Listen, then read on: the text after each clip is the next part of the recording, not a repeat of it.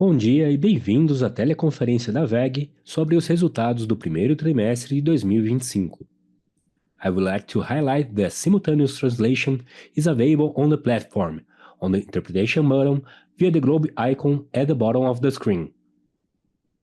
Informamos que estamos transmitindo essa teleconferência e após sua conclusão, o áudio estará disponível em nosso website de RI. Durante a apresentação da companhia, todos os participantes estarão com o microfone desabilitado. Em seguida, iniciaremos a sessão de perguntas e respostas. Para fazer perguntas, clique no ícone Levantar a mão na parte inferior da sua tela, para entrar na fila. Ao ser anunciado, uma solicitação para ativar seu microfone aparecerá na sua tela.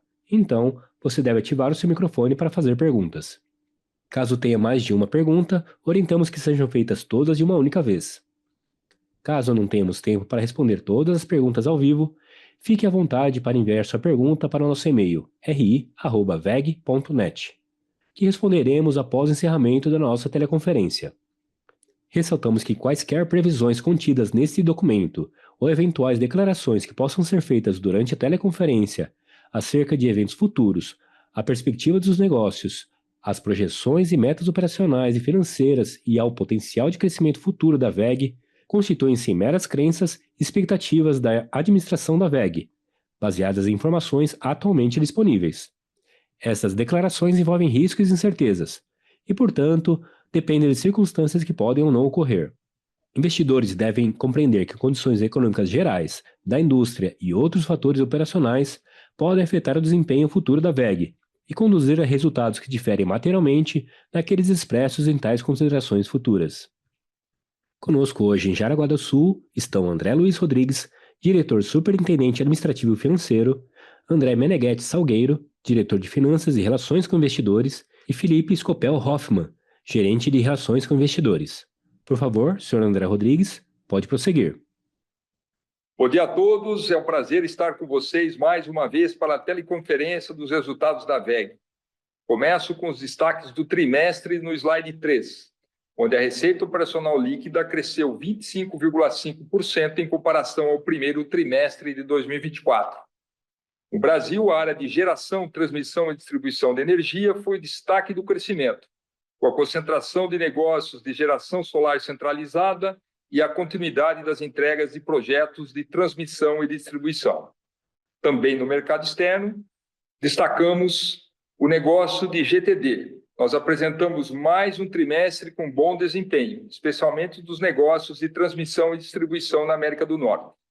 No segmento industrial, observamos manutenção da demanda dos nossos produtos e serviços em segmentos importantes, como de óleo e gás e mineração, além da contribuição positiva dos negócios adquiridos em 2024 das marcas Marathon, Rotor, Champ e da Volt Electric Motor. O EBITDA atingiu 2,2 bilhões de reais, apresentando crescimento de 22,8% em relação ao primeiro trimestre de 2024.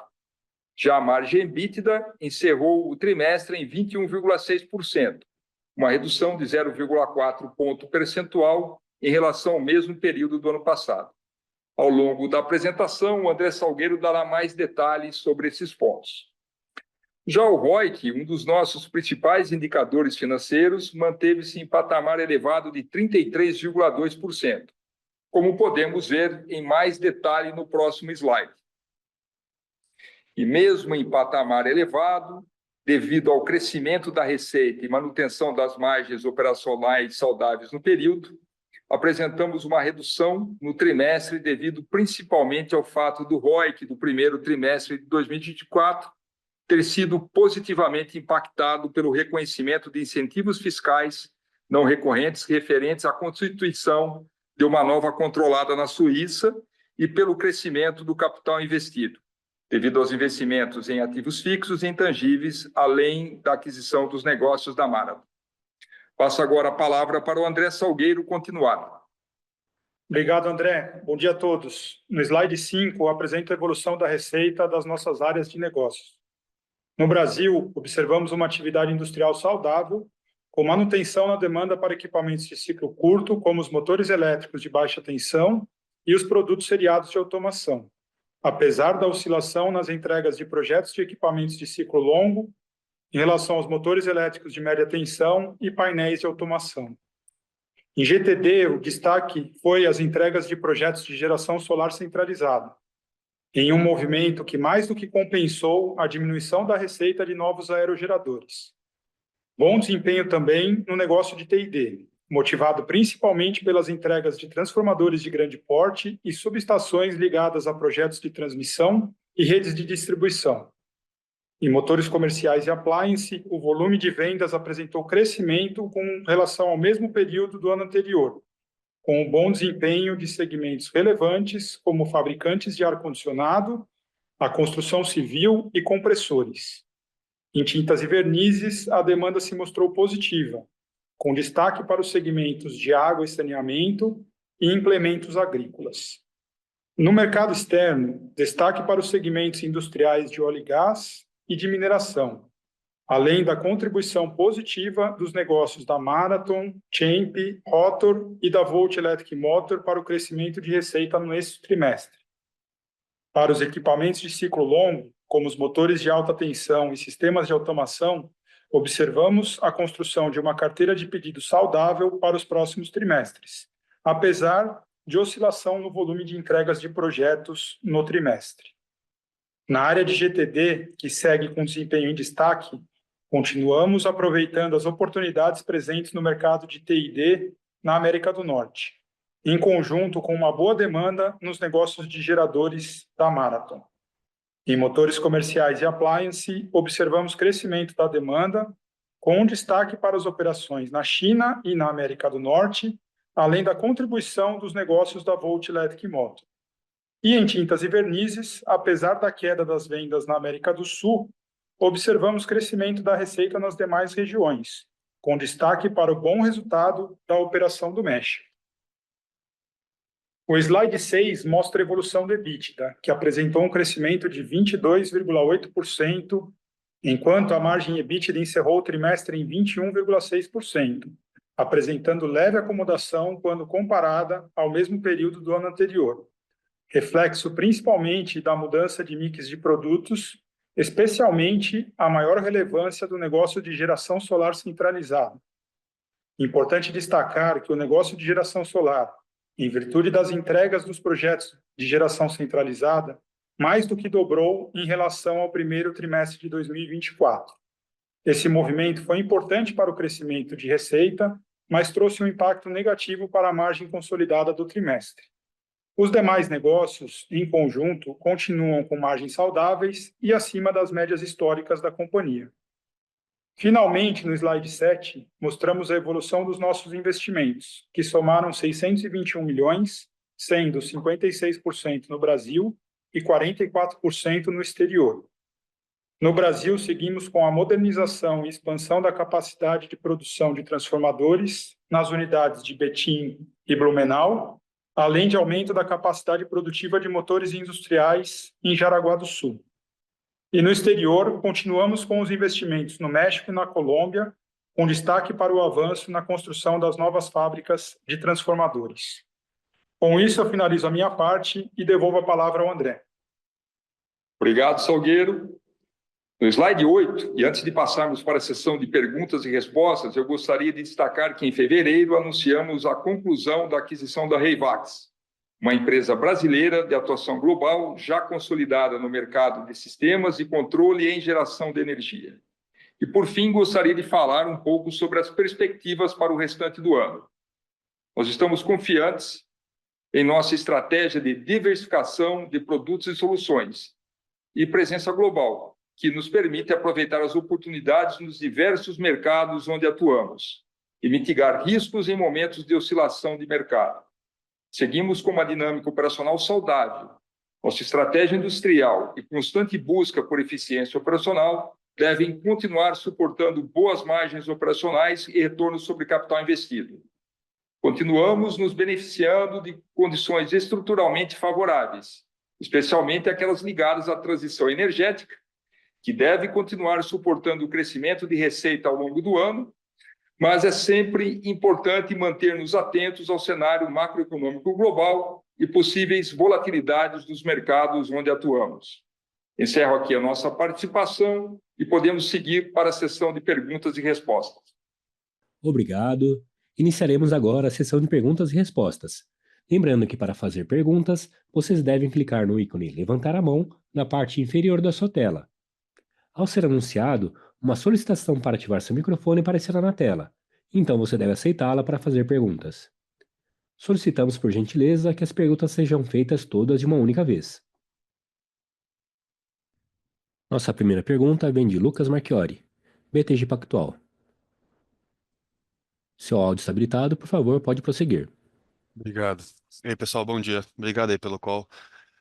Dois tópicos aqui, eu queria ouvi-los até para elucidar um pouco as nossas dúvidas aqui, né? Primeiro, André, se você pudesse passar aí um mapa, né, do cenário, vamos dizer, da distribuição de geografia de vocês pós mundo com tarifas, né? Que eventualmente isso força vocês a ajustarem um pouco ou realocarem, vamos dizer assim, capacidade. Acho que estamos falando aqui principalmente de Brasil, México e Estados Unidos, né? Como abastecer o mercado americano, dadas essas três fontes aí de abastecimento dentro da WEG. E segundo, uma pergunta mais específica aqui sobre SG&A, crescimento forte aí nesse TRI, a gente sabe que tem a base aqui da Marathon, né? Mas só para dar uma luz aqui, o que deveria ser vamos dizer, a razão normalizada ou estrutural, vamos dizer assim, já normalizado aí de SG&A to revenues aí para a gente poder ter alguma base de modelagem aqui. Obrigado, pessoal. Oi, Lucas. Obrigado pelas perguntas. O André Rodrigues falando. Bom, primeiro falando sobre a questão de geografia, né? Você bem comentou os nossos três principais sites industriais, Brasil, México e China, para atender as regiões específicas e depois de todas essas discussões geopolíticas recentes, né, e as questões tarifárias, nesse momento a WEG não mudou absolutamente nada do seu plano estratégico que envolve investimentos no México de aumento de capacidade em transformadores, motores, novos negócios como tintas industriais. A gente absolutamente não mudou nada. A gente considera que nós temos um footprint industrial muito bem distribuído, pronto para atender os nossos clientes nas diversas geografias.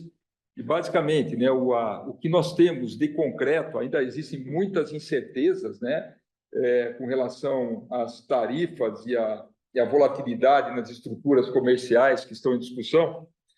Ainda hoje, nós não tivemos necessidade de fazer nenhuma alteração. México segue atendendo majoritariamente a América do Norte, Brasil, América do Sul, Europa e, obviamente, Brasil também fornece a América do Norte e os nossos ativos na Ásia, China, Índia, focados nos mercados domésticos e na região. Então, hoje, a gente se considera muito bem posicionado nesse momento aí de algumas incertezas, e até o momento a WEG não mudou nada no seu planejamento estratégico, porque a gente sempre pensa no longo prazo.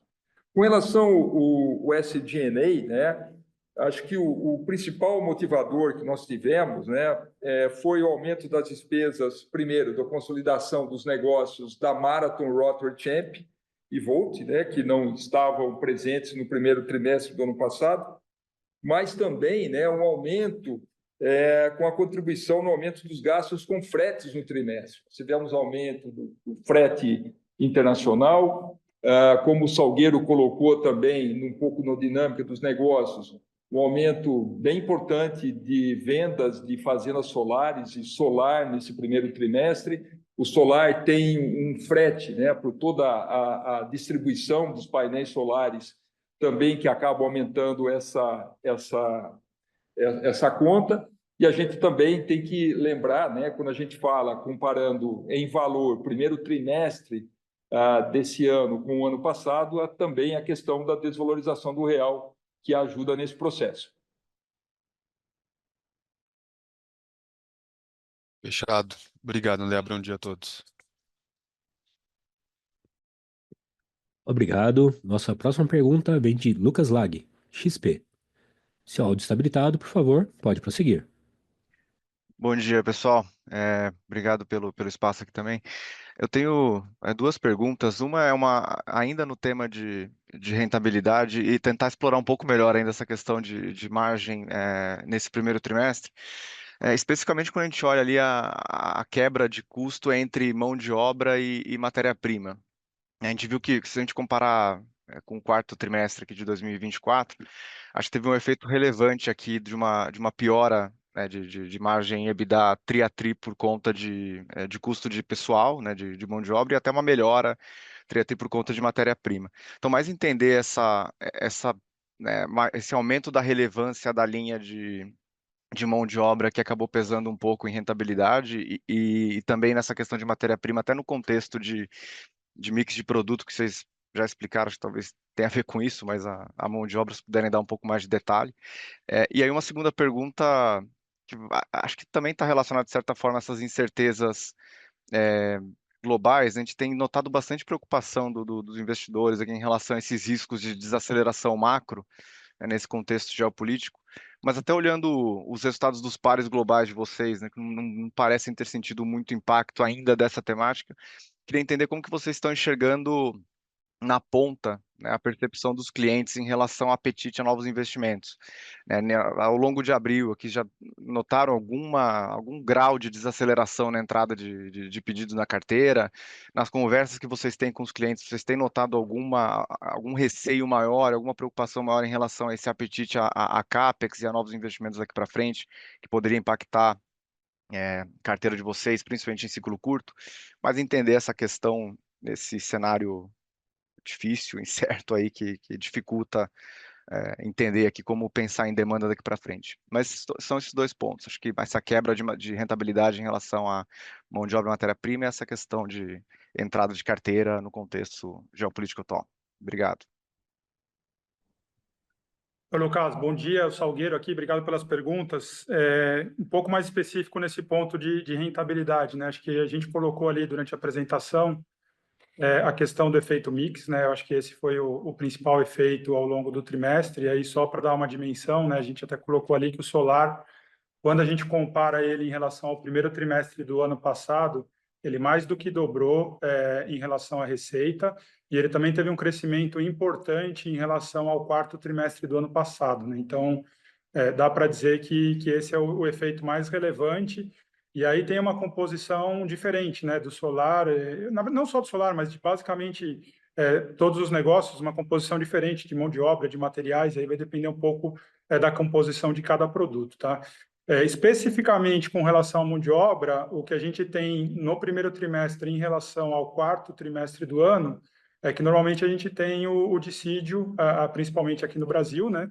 E aí pega praticamente o efeito cheio no primeiro, mas isso é um processo que acontece todo ano, né? Então, se a comparação em relação ao quarto tri, você tem esse efeito, mas isso é um processo que ele acontece regularmente, né? Então, quando a gente olha para a rentabilidade consolidada, de fato, né, ela ficou um pouquinho abaixo aí do que a gente entregou ano passado, até um pouco abaixo do quarto trimestre, mas principalmente, né, por um efeito de mix, isso sem dúvida o mais relevante, principalmente por conta do solar.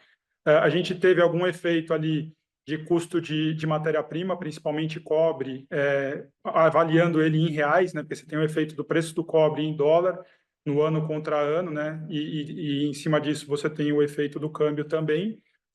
E algumas questões de SG&A e outros impactos, principalmente por conta da consolidação da Marathon, como o André explicou aqui na primeira resposta. Bom, Lucas, falando um pouquinho sobre a segunda questão de uma possível desaceleração macro, eu acho que é muito cedo para a gente afirmar algo concreto com relação a isso, tá? Vamos começar pelo que não tem nenhuma atualização e continua super bem, muito positivo, que é a demanda por equipamentos de ciclo longo, sobretudo, especialmente a T&D no Brasil e no exterior, né? E também na construção aí, estamos buscando construir uma carteira saudável dos negócios de geradores, né? Acho que a aquisição da Marathon, a gente teve a oportunidade de falar sobre isso, foi uma unidade de negócio que está tendo uma demanda muito grande, a gente está investindo para aumentar a capacidade. Se a gente pegar o que GTD representou no trimestre, 44% da receita como um todo, a gente tem, mesmo por não tendo carteira para eólico, também nós tivemos aí a questão de geração centralizada, mais concentrada, como a gente já falou no trimestre passado, nesse primeiro semestre, eu acho que a gente tem um volume importante da nossa receita com uma carteira praticamente garantida para o ano. Do ponto de vista, né, dos outros negócios de ciclo curto, onde nós temos uma visibilidade que leva no máximo a 2, 3 meses pela frente, nós tivemos em alguns mercados uma certa acomodação no primeiro trimestre, mas a entrada de pedidos ao longo do primeiro trimestre foi positiva, mesmo com todas essas incertezas que já comentei na primeira questão. Por isso, a gente tem ainda a expectativa, né, não mudou a nossa expectativa de ser um outro ano de crescimento de 2 dígitos. Obviamente, quando a partir de maio deste ano, nós não teremos mais o efeito comparativo de consolidação da Marathon Champion Rotor, né, que nós consolidamos a partir de maio do ano que vem. Esse crescimento se torna menor, mas a expectativa de crescimento de 2 dígitos para o ano ainda segue sem nenhuma alteração. Obrigado, pessoal. Bom dia. Obrigado. Nossa próxima pergunta vem de Rogério Araújo, Bank of America. Seu áudio segue habilitado, por favor, pode prosseguir. Olá, André Salgueiro, obrigado aí pela oportunidade. Eu tenho duas aqui. A primeira com relação à receita orgânica no segmento de equipamentos eletrônicos industriais lá fora, a gente estima uma queda de 5% em dólar, a gente tinha visto uma queda também no trimestre passado. A que vocês atribuem, né, essa oscilação? Acho que o tri passado tinha sido uma incerteza de eleição, né? A gente imaginava que ia ter uma recuperação agora que não veio. E o que esperar aí para os próximos trimestres nesse segmento? Vocês falaram de ciclo longo, tendo menos entregas, mas com aumento de backlog, né? A gente poderia ver uma melhora nessa receita orgânica já a partir do segundo tri? O que vocês podem contribuir aí com a gente nesse assunto?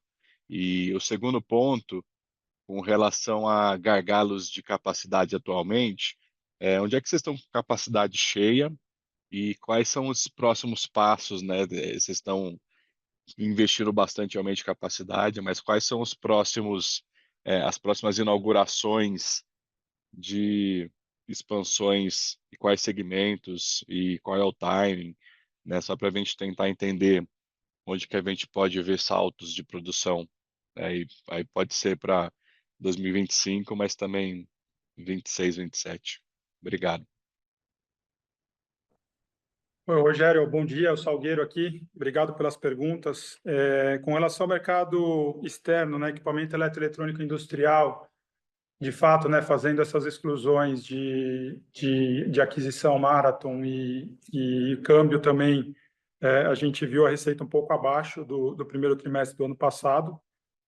E aí tem um efeito, né, que a gente explicou ali no release, que foi uma concentração menor de entregas de projetos de ciclo longo, apesar de uma dinâmica ainda positiva. Foi um trimestre com entregas abaixo do que a gente tinha feito ano passado. E a gente ainda viu na parte de ciclo curto uma demanda pouco aquecida, né? Então, teve Estados Unidos uma continuidade desse efeito que você mencionou na pergunta também, uma paralisação no final do ano passado por conta de eleições. A gente começou a ver, como o André colocou aqui na resposta anterior, uma melhora na entrada de pedidos ao longo do primeiro trimestre, mas a performance de receita no primeiro trimestre ela ainda não foi positiva.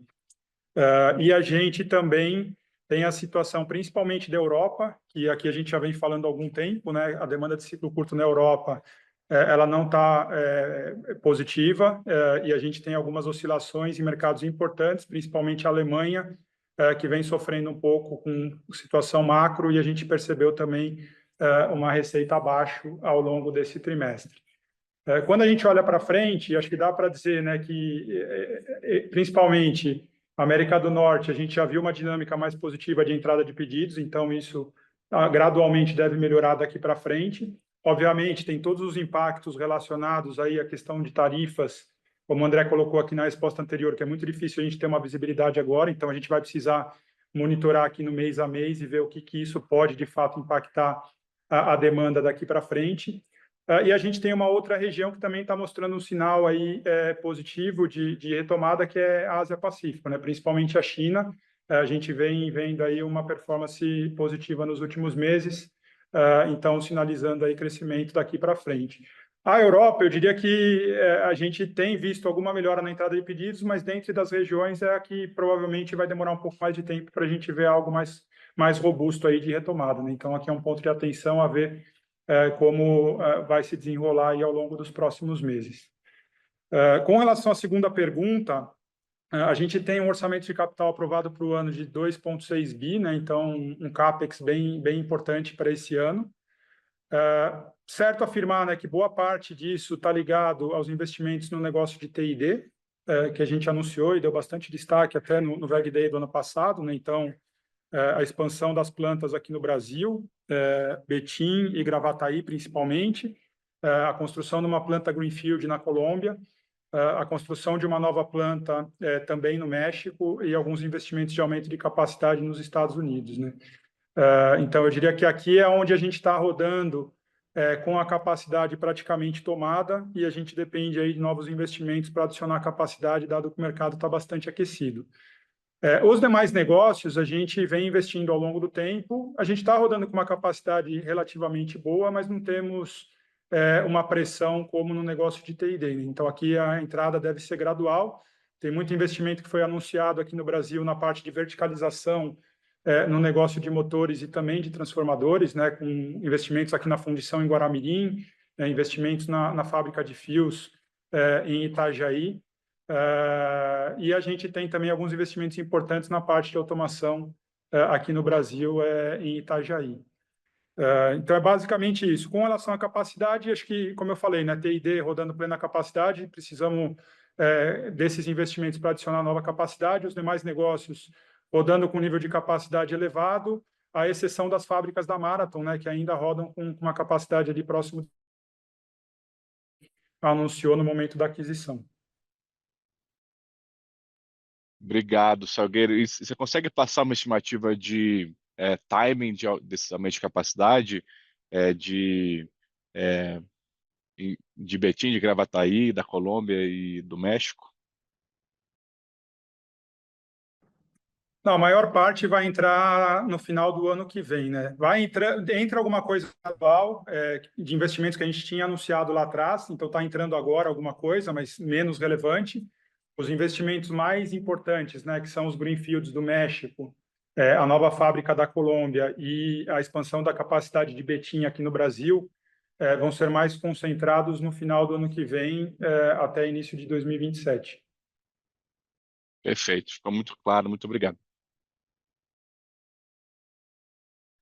Com licença, nossa próxima pergunta vem de João Friso, Goldman Sachs. Se o áudio segue habilitado, por favor, pode prosseguir. Bom dia, pessoal. Obrigado por pegarem minhas perguntas aqui.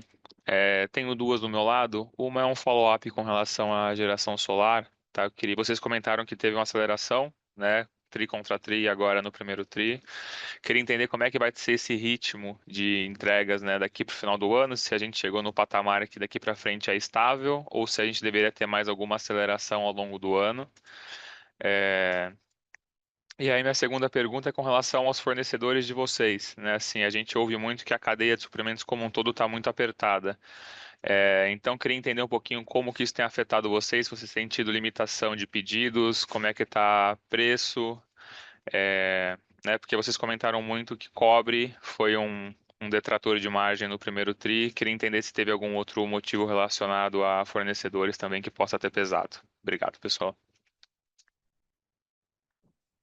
Oi, João, bom dia. Salgueiro, obrigado pelas perguntas. Eu vou responder aqui solar, depois o André comenta um pouquinho a questão de fornecedores. Com relação ao solar, né, foi um trimestre importante, bem forte, como a gente falou, né, mais do que dobrou em relação ao primeiro tri do ano passado. Tem um componente das entregas dos projetos de geração centralizada, que a gente já vem comentando há algum tempo, e teve uma concentração de entregas desses projetos ao longo do primeiro trimestre e tem alguma coisa agora contratada também para ser entregue no segundo trimestre do ano. É só importante, acho que, comentar que com a carteira que a gente tem hoje, acho que isso é importante, porque a gente ainda eventualmente tem tempo de entrar projetos novos aí para o segundo semestre, a gente espera até uma desaceleração de receita para o solar no segundo semestre do ano, né? Então, ele está rodando num nível alto agora no primeiro semestre. A parte de GD, ela vem crescendo sequencialmente, GC contribuiu bastante, tem alguma coisa para acontecer agora no segundo tri, mas com a visibilidade e a carteira que a gente tem hoje, isso deveria diminuir para o segundo semestre do ano, implicando numa receita um pouco menor de solar no segundo semestre do ano em relação ao primeiro semestre de 2025. Ô, João, com relação à cadeia de suprimentos, o fato da gente ter uma distribuição, footprint industrial distribuído globalmente, ajuda bastante nesse processo, porque nos ajuda a buscar diversos fornecedores em todas as geografias onde nós atuamos. Acho que nós tivemos a oportunidade de comentar, talvez aí no último trimestre, que a nossa maior preocupação naquele momento era tudo que era voltado à cadeia de suprimentos de transformadores. Todas as empresas estão investindo em nova capacidade, o Salgueiro já falou onde que nós estamos nesse processo, e é muito importante também os fornecedores de componentes seguirem a mesma tendência. E naquele momento nós apontamos que talvez esse poderia ser o maior risco para a WEG na questão da cadeia de suprimentos. Até o momento, nós buscamos desenvolver contratos de longo prazo e não sentimos nenhum revés com relação a isso. Nós seguimos com a cadeia funcionando normalmente, né, atendendo às nossas demandas, mas é um ponto que sempre nós vamos monitorar para evitar qualquer problema futuro. Maravilha, pessoal. Muito obrigado e um ótimo dia para vocês. Obrigado. A próxima pergunta vem de Alberto Valério, UBS. Se o microfone está habilitado, pode prosseguir. Bom dia, Salgueiro e Rodrigues, obrigado pela oportunidade. Tenho duas aqui do meu lado, aqui rapidinho. Gostaria de saber sobre a elasticidade da demanda nos Estados Unidos, né? Já deve ter começado um repasse de preço lá, como é que tem se comportado, o quanto que está ficando com as empresas, o quanto que está ficando com o cliente essa conta. E a minha segunda pergunta são de regiões menos core para vocês, mas a gente notou aqui um resultado mais fraco de América do Sul e Central e da África também. Gostaria de saber se é alguma coisa mais estrutural, uma coisa conjuntural. América do Sul, vocês têm a planta na Colômbia, na Argentina, se foram das duas, ou se foi só Colômbia, se foi mais painéis ou se foi também transformadores. Obrigado. Oi, Alberto Salgueiro, obrigado pelas perguntas. Acho que comentar sobre elasticidade de demanda nos Estados Unidos principalmente por conta de tarifa, eventuais composições de preço no mercado, acho que está muito cedo ainda, né? O que a gente consegue enxergar, e o André até comentou aqui nas respostas anteriores, que a gente teve, de fato, um trimestre separando, né, a parte de ciclo curto, com alguma oscilação de demanda, mas com uma entrada de pedidos que sinaliza alguma melhora olhando para frente. E a gente tem toda a parte de ciclo longo, principalmente o mercado de T&D, que performou muito bem, e aqui a gente tem uma carteira bem robusta e vai continuar performando bem ao longo dos próximos trimestres, sem nenhuma preocupação de desaceleração, né? Pelo contrário, à medida que as capacidades elas forem sendo adicionadas tanto no México e eventualmente alguma coisa nos Estados Unidos, a gente deveria continuar crescendo esse negócio, né? Acho que para tecer algum comentário mais concreto sobre tarifas ainda está muito cedo, nós vamos precisar ver ao longo agora do trimestre, dos próximos meses, como é que o mercado ele vai se acomodar. Com relação às demais geografias, a gente teve alguns impactos, né, na América do Sul, principalmente por conta da questão da Argentina, né? Então a gente vê a dinâmica na Argentina um pouco abaixo do que foi o ano passado, E vem no processo ali de recuperação macroeconômica, né? Mas o mercado ainda não responde, né? E a gente, na indústria, tem observado algumas oscilações de receita. E a gente também teve uma oscilação, principalmente de projetos entregues na Colômbia, né? Então, juntando esses efeitos, a gente teve uma dinâmica de América do Sul um pouco abaixo. E essa parte de concentração de entregas de projeto também aconteceu na África, né? E acabou impactando um pouco a performance do mercado ou das operações lá na África, principalmente na África do Sul. Obrigado. Obrigado. Temos uma pergunta de Marcelo Mota, JP Morgan. Seu microfone segue habilitado. Por favor, pode prosseguir. Oi, bom dia. Duas perguntas também aqui do nosso lado. A primeira, se vocês pudessem comentar um pouco sobre quão mais baixa está essa margem do solar comparado à média da empresa, né? O pessoal, a gente está sempre tentando fazer essa conta, mas não sei se tem algum detalhe aí que vocês podem dar para a gente, até para tentar entender o que seria essa margem, né, normalizada quando o nível de solar estiver talvez mais em linha com a média, né? E a segunda pergunta, tentar entender um pouco se está com algum gap entre preço de venda e preço de matéria-prima, né? Vocês comentam do cobre, a gente sabe que, obviamente, existe o pass-through, às vezes é uma questão temporal só, mas entender se, enfim, se esse gap talvez está muito acima do que foi o nível histórico ou está em linha com o histórico e não deveria também ter impacto na margem. Então, mais entender esses dois pontos aí que impactaram a margem esse tri para ver como é que a gente olha para essa margem aqui para o resto do ano. Obrigado. Oi, Mota, André Rodrigues aqui. Bom, primeiro, a margem do solar, né? Estruturalmente, o negócio solar ele tem margens menores comparados à média da empresa. E aí, no solar, nós temos geração distribuída e geração centralizada, e geração centralizada tende a ser menor do que geração distribuída. Assim como aconteceu já no último trimestre do ano passado, nós tivemos um impacto, o mesmo impacto, né, de um volume expressivo de geração centralizada, que acabou impactando, reduzindo a margem consolidada no quarto trimestre, e isso se repetiu, como a gente já tinha sinalizado lá no call do trimestre passado, né? O Salgueiro disse na apresentação que a margem, né, do solar, né, a concentração, não a margem, a forte concentração do negócio de solar trouxe aí a receita mais do que dobrou nesse trimestre comparado ao o mesmo tri do ano anterior.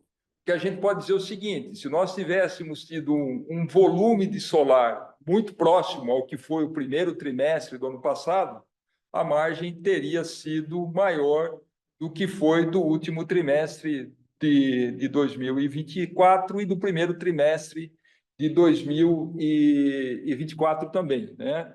Ou seja, né, a gente sempre reforça que entre trimestres nós podemos ter variações de margem dependendo do mix de produtos vendidos, né? E foi, mais uma vez, isso que aconteceu nesse trimestre. Os outros negócios da WEG seguem aí com as margens seguindo a tendência que a gente esperava. Lembrando que Marathon, né, os negócios da Marathon ainda existe um trabalho a ser desenvolvido, os planos de integração seguem de acordo com a nossa expectativa, nós não estamos atrasados absolutamente em nada do que aquilo que a gente colocou no papel, e essas variações podem acontecer de trimestre a trimestre. Não, Mota, acho que a segunda parte da pergunta com relação ao gap de matéria-prima, se eu entendi aqui o ponto, né? Na verdade, a gente procura fazer algum tipo de proteção, né? Principalmente para o cobre. Então, a gente tem um hedge para ter uma certa previsibilidade. E o restante a gente vai, obviamente, projeto, quando é ciclo longo, a gente vai atualizando projeto a projeto. E a parte de ciclo curto, à medida que precisa ou que tem a necessidade, a gente vai fazendo as recomposições de preço, né? Acho que é só importante comentar com relação ao primeiro trimestre do ano, e a gente colocou, né, esse efeito cambial na margem também, porque a gente teve um câmbio que ele esticou muito aqui no Brasil, né, no quarto trimestre do ano passado. Então, muita coisa foi internalizada de matéria-prima num câmbio muito alto, e acabou sendo consumida ao longo do primeiro trimestre, né? Então, isso tem um efeito, e a gente sempre fala, né, que no médio e longo prazo o câmbio ele tende a normalizar na parte da rentabilidade, na margem, mas a gente de vez em quando tem essas oscilações no curto prazo, e isso acabou acontecendo no primeiro trimestre também, né? Um efeito de um câmbio, uma desvalorização muito forte do real que aconteceu no final do ano passado, que acabou impactando um pouco o custo, principalmente aqui no Brasil, ao longo do primeiro trimestre. Super claro. Obrigado, gente. Obrigado. Nossa próxima pergunta será em inglês, de James Spice, Morgan Stanley. Seu áudio está habilitado, por favor, pode prosseguir. Yes, thank you for taking my question. We're doing like a back of the envelope calculation to see how much your external revenues grew excluding Marathon. You were getting to a number of around 2% year over year, which I think is more or less in line with the number you disclosed of external revenues increasing, excluding the FX impact and consolidation impact of 3.6%. So looking at that number, how much do you expect to grow for the full year? And secondly, just to follow up on your production base in North America and the materials that you the equipment that you produce in Mexico and export to the US. Just wondering, is all of that equipment USMCA compliant? In other words, do you pay tariffs on those products or not? Thank you. Jens, André Salgueiro aqui, eu vou manter a resposta em português para a gente manter a tradução simultânea funcionando aqui, mas obrigado pelas perguntas. Com relação à conta, né, do desempenho da receita, acho que está bem alinhado aí o número que você colocou.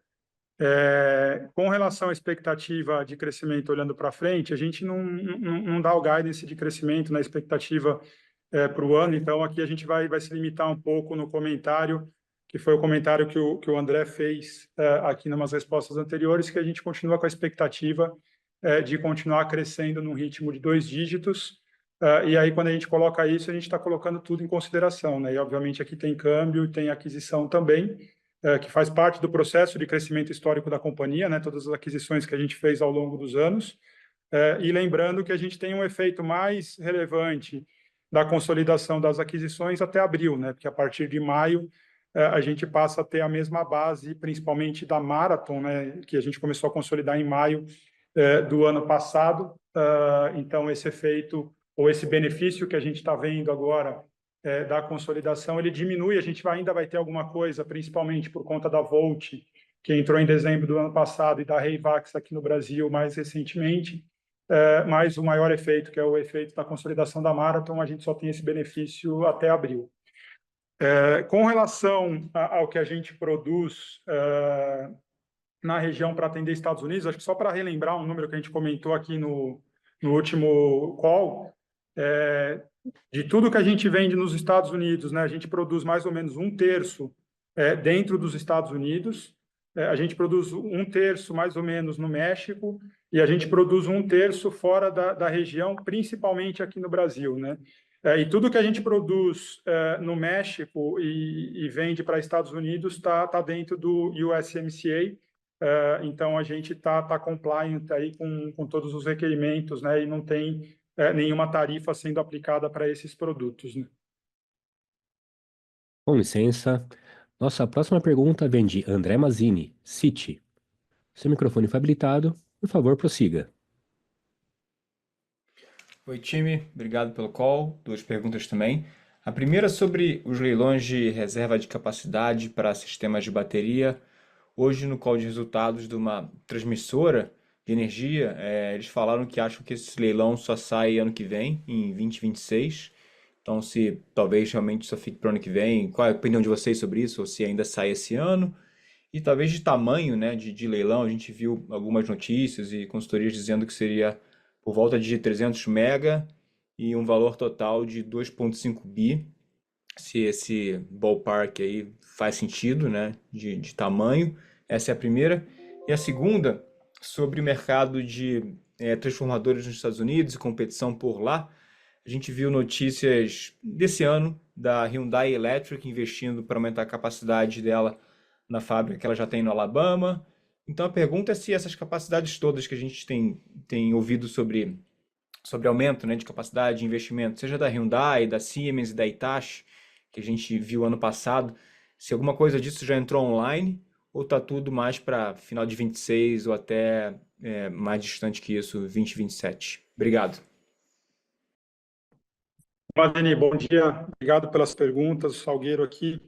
Com relação ao leilão, a gente vem acompanhando aí tudo que está sendo discutido, né? Tinha ou ainda tem a expectativa desse leilão acontecer. A gente vê, né, uma vontade do governo em tentar promover ao longo desse ano ainda, mas a gente tem visto essas notícias mais recentes aí que existe de fato essa possibilidade para ficar para o ano que vem, né? Então, aqui a gente vai precisar acompanhar e ver quando é que vai ser formalizado e definida a data desse leilão. O que a gente tem dito, né, é que o mercado de armazenamento de energia ele está evoluindo no Brasil, mas ainda num ritmo lento, né? Ele começou com projetos de P&D, muitos projetos feitos aí até pelas utilities. Ele começa agora a entrar numa fase onde a gente começa a ter demanda e procura por clientes industriais ou por outros tipos de clientes, mas a gente acredita muito que os leilões eles podem ser um fator aí determinante para destravar, principalmente volumes expressivos, né, e ajudar o desenvolvimento desse mercado aqui no Brasil ao longo dos próximos anos, né? Então a gente vai precisar acompanhar aqui para ver de fato quando vai sair. E aí, como não tem a formalização de quando, acho que comentar sobre tamanho, preço é um pouco prematuro, né? Então vamos esperar aí a definição e depois a gente vai ter mais informações aí para compartilhar com vocês. Imagine, com relação à capacidade de T&D, logo na sequência que a WEG começou a iniciar os aumentos de capacidade, os nossos competidores também seguiram a mesma linha de anúncio, né? A demanda muito forte, e praticamente todo mundo que está no mercado norte-americano ou fora nesse mercado, aqui no Brasil, todo mundo da América Latina também anunciando aumentos de capacidade. Pelo nosso conhecimento, não tem um competidor que vai lançar capacidade um pouco diferente do nosso prazo que o Salgueiro anunciou. Praticamente todo mundo pouco na mesma data, mas concentrado em 27, um pouco mais à frente, né? Então, a gente desconhece alguém lançando novas capacidades num período mais curto como esse. Lembrando que transformador é um equipamento extremamente técnico, não é só construir a fábrica, tem uma parte de treinamento de mão de obra muito importante, por isso que acaba levando também esse prazo um pouco mais à frente. Então, acho que todo mundo está chegando aí após 27 com os anúncios que foram realizados recentemente. Perfeito. Obrigado, Rodrigo e Salgueiro. A sessão de perguntas e respostas está encerrada. Lembrando que, caso tenha alguma dúvida, fique à vontade para enviar sua pergunta para o nosso e-mail ri@veg.net. Gostaria de passar a palavra ao André Rodrigues para as considerações finais. Por favor, André, pode prosseguir. Olá, gostaria de agradecer mais uma vez a presença de todos. Um excelente dia para vocês. A teleconferência da WEG está encerrada. Agradecemos a participação de todos e tenham um excelente dia.